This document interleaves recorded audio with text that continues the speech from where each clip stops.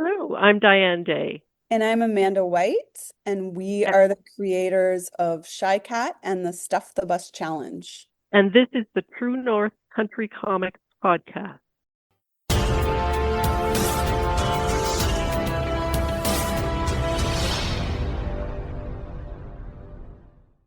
Welcome to the True North Country Comics podcast, dedicated to celebrate Canadian comic book and graphic novel creators and supporters. I'm John Swinimer. On this episode, I chat with Diane Day and Amanda White about Shy Cat and the Stuff the Bus Challenge, published by Second Story Press. Please like and subscribe to this website by hitting the subscribe button, so you'll be notified about new podcast interviews and article posts. This podcast is available wherever podcasts are enjoyed. Please like, follow, and subscribe. Based in Antigonish, Nova Scotia, Diane Day is an award-winning writer with 2 novels for adults, The Clock of Heaven and The Madrigal. She is a member of the Hungry Stories team, a cross-Canada collaboration of food scholars and activists. Formerly from Toronto but now residing in Vancouver, Amanda White is a multi-disciplinary artist who writes, teaches, and makes art about the environment, sustainability, and climate, with a focus on plants and food. Amanda is an assistant professor at Carr University of Art and Design. Together, Diane and Amanda have created the new middle-grade graphic novel Shy Cat and the Stuff the Bus Challenge. The story of Shy Cat and the Stuff the Bus Challenge goes like this. Best friends Mila and Kit spend their days doing fun things. They go to the skate park, play truth or dare, and pet the neighborhood cats. Mila's favorite thing to do is draw her Shy Cat comics. But Kit's is probably eating afternoon snacks. The first time Kit went to Mila's house, he ate 3 bananas in a row without asking. Mila thinks rude is rude, but her mom says sometimes rude is just hungry. When Kit has a meltdown at school over a best before date, a bag of apples and a dented can, Mila realizes there's something important she may have missed about her friend. And it all starts with their school's Stuff the Bus Food Drive Challenge. So, without further ado, here's my chat with Diane Day and Amanda White about Shy Cat and the Stuff the Bus Challenge, published by Second Story Press. So, Diane Day and Amanda White, thank you very much for taking time to chat with me. Pleasure to be here. Yeah, thanks for having us, John. I appreciate your time. Before we get going with all the questions, I would like to know, what was the first comic book that you read? And I'll ask Diane to go first. Well, when I was a kid, there really weren't the kinds of comics that there are today. And especially for me, they weren't really all that accessible. My mother was a public school teacher and really did not approve of comics. So I had to read them secretly at friends' houses or my cousins' houses. So I didn't really care for superhero comics, but I did read Casper the Friendly Ghost and Wendy the Witch, and I loved them.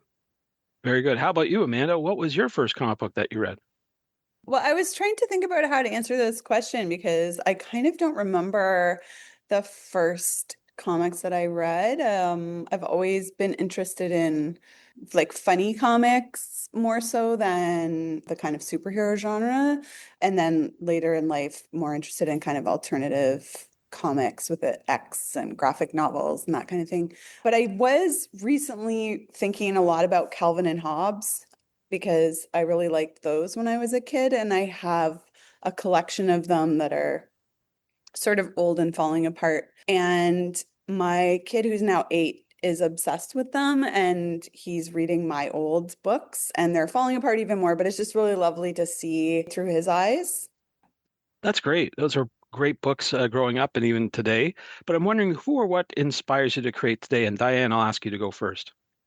Hard question. Like, why do we make art? I suppose because we have something to say. I have something to say, a story to tell. Maybe it's a commentary on this world, or maybe it's an attempt to create a different world. For me, I think the bottom line is, can I write something that makes people think about things differently, or maybe provide an experience that readers haven't had? Can I write something that expands by reading, like maybe especially hope? Cool. Amanda, how about you? Who or what inspires you to create today?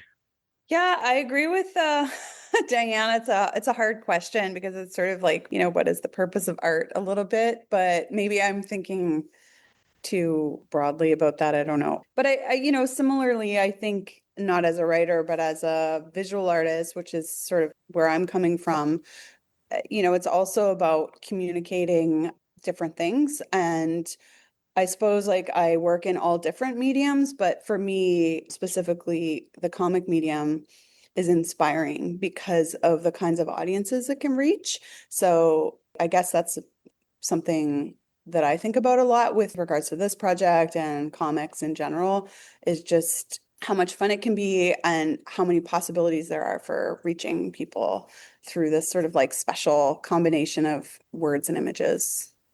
Cool. Now, speaking of this project, we're talking here about Shy Cat and the Stuff the Bus Challenge. So, Diane, maybe you could give me sort of a rough sort of elevator pitch. What's the story all about? My Cat is about two friends, Mila and Kit. Neither of their families have very much money, but Kit is also food insecure. Mila is the narrator, and she asks a lot of quiet questions and gradually pieces things together about her friend Kit. And throughout the book, she draws her Shy Cat comics, which are also included in the book. And Shy Cat is kind of the alter ego of Mila. So Shy Cat helps her figure things out and also lets her imagine solving these really big, intractable problems with really very simple and straightforward and elegant solutions. And of course, real life is different. These things are really, really complicated, which is also a message of the book. So the catalyst for the action is a Stuff a Bus challenge, which is a school-based food drive for a local food bank. And it's set up as a competition to see which class can bring the most donations. One of the things I thought was really interesting, the themes and topics are very heavy and sort of positioned in a certain way where Mila's actually watching TV and the reporter is actually saying the stuff on the TV, but it's just, you can't relate to it. Whereas this story in the book makes it more relatable. So the topics that you're talking about actually, I guess I'm simplifying it, but it makes it come alive and real for your protagonist in the story. Is that something you wanted to get across? Or is that something I'm just saying the obvious? No, that's absolutely correct. That's absolutely correct. That's, it was all very intentional about what was, what she was overhearing or what she was seeing on the television and how she tries to put that together and to make some sense of it. Because, on one level, it's really nonsensical. Why do some kids not have enough to eat? And especially as it pertains to her friend, she really wants to be able to fix that. Right. Amanda, I wanted to ask you, as a co-creator, who is the audience for the book? Who are you intending this to be read by? I think it's a middle grade graphic novel. So, of course, we're hoping that it will appeal to that group of kids. But I think, in relation to your previous question, what's the story about, and what Diane was saying too about how the book tells this story through these kids, through these comics, but it's really about this larger social issue of food security, food insecurity. And so I think that the book's for everyone. It's for parents, it's for teachers, it's for kids. It's something that we hope will just look at the issue from a different angle. As you suggested, like it's kind of trying to create a more personal story that is different or distinct from what you would see on the news, which is like you were describing one of the panels where that happens, right? So Right. Yeah. Now, during my research, I discovered that you're both on the Hungry Stories team. Dan, could you talk a little bit about that? What is that group all about? It's a very small group. There are 5 of us really in the kind of core group. We're activists, scholar, artists, and it's a group that got together really kind of as a result of the lack of resources around food insecurity that we felt were out there, and especially for kids. So we've been working together, I don't know, 5 or 6 years now, and this is one of our first projects that we hope to do together. Great. Now, Amanda, as you mentioned, you're the artist illustrator on the book. Can you talk a little bit about your collaboration process with Diane? Sure. So Diane was already part of the kind of team that's now known as Hungry Stories, and I think brought me in once Diane realized that the book should be a graphic I could novel. not do the art myself. Yeah, so Diane and I have known each other for a long time. And so I do a lot of collaborative projects, and every collaboration is different. But I will say with this project, Diane and I have been working together on this for over 5 years. I don't even know if that's correct, but something around that. So it's been this wonderful process of we're in constant contact and discussion while we were making the book, just around every little detail. Because as you know, in comics, the text and the images are inseparable. And so we couldn't really make decisions on our own without consulting the other about each of our areas, but we're experts in these different parts. So it was really a special collaboration in my mind. A lot of communication and very close consideration of like every little detail. When I think that makes it a stronger piece because there was so much thought and conversation around every decision. So I think that really gave it a lot of strength. Diane, did the end result work towards what you had originally imagined? Actually, it's more than I think any of us ever imagined. It also feels a bit mysterious. Like I kind of look back, it's been a very long process, as Amanda said, but it also feels a bit magical. Like I don't quite know how it happened. Yeah, we're all really delighted with the end result. Great. Amanda, I wonder if you could talk a little bit about the tools used to create your art. Maybe walk me through your process. Sure. Like I mentioned, this was such a long process to create this work. And so I had some false starts, I think, with the tools. I started with thumbnails and working with Diane and the script, and we went back and forth a little bit that way. And then I developed the images from the thumbnails after consulting with Diane into draft drawings, also in sketchbooks on, pencil and paper, classic. And then after that, once the images were approved by everybody and felt good for me and Diane, then I used an iPad and Procreate. And I had some specialty brushes in there to create the book. I tried a few different programs, but I felt the most comfortable using Procreate. And it was my first time using digital tools for drawing, kind of like new to that game.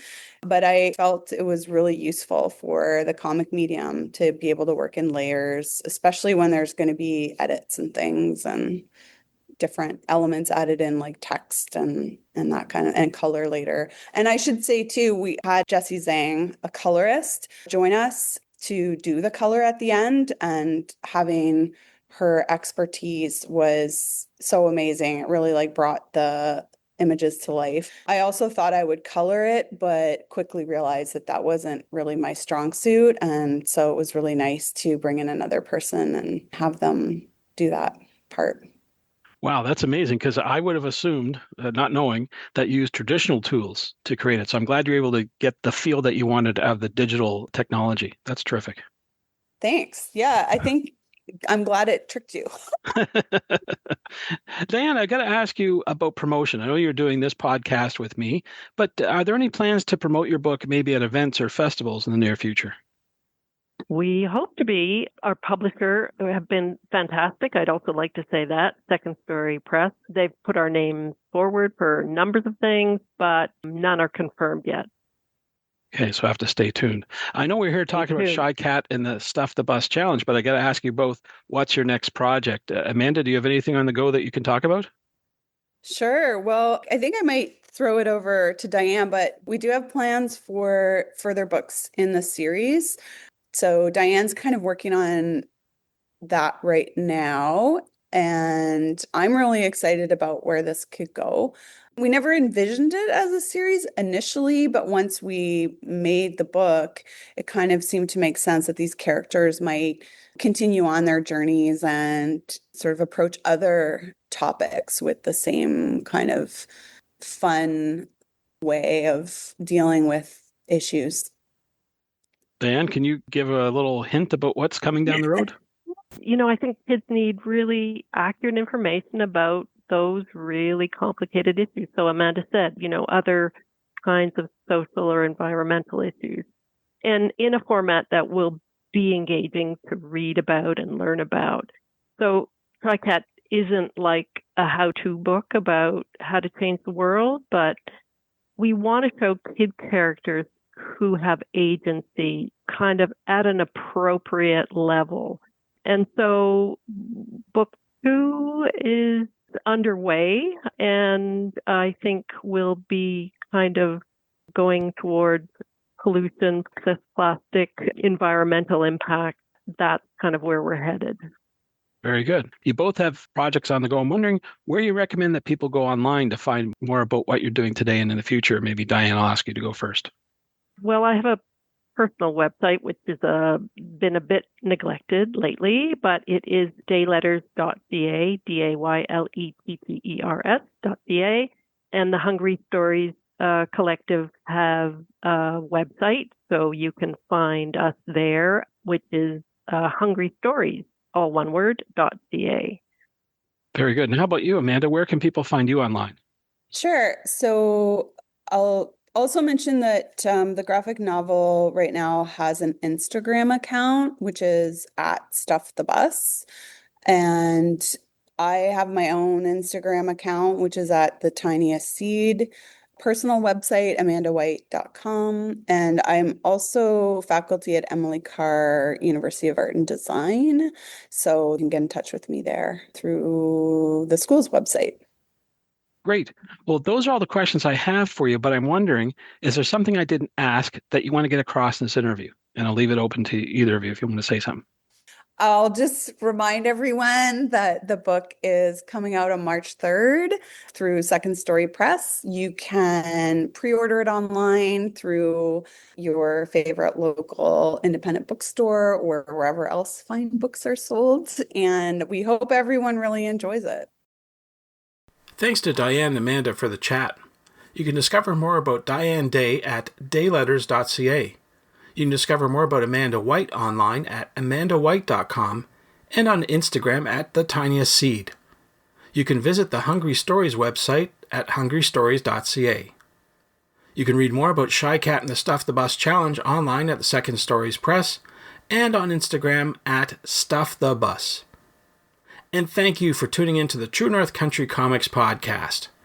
I invite you to visit the True North Country Comics website to listen to more conversations about creators' insight on making comic books and graphic novels.